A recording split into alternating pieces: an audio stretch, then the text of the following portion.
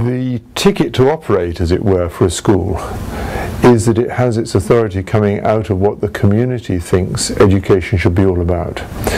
Now, that doesn't mean to say the community have to be rushing in through the doors of the school all the time saying do this, do that, do the other. What it really means is that the school teachers, trustees, need to be really cognizant of what the community itself is actually thinking and doing.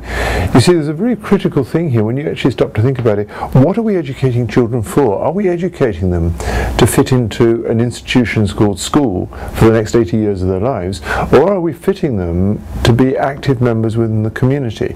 Now, the community is a very different thing to the school. It's made up of people pulling in lots of different directions, and children need from the very beginning to realize that there are often two sides to every issue. Things are never quite black, they're never quite white. A teacher telling them something, they just write it all down. But when they listen to people outside school talking about these things, they suddenly realize there are different interpretations to put on this.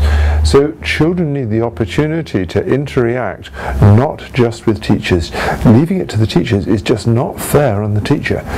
It's not fair on the child, because they're getting a sort of an interpretation of what life outside is all about.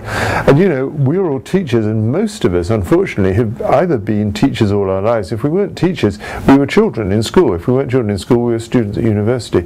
Not many of us have actually done some of the rough and tumble. That experience, which children need to know about, is in the hands of the people outside the school gates.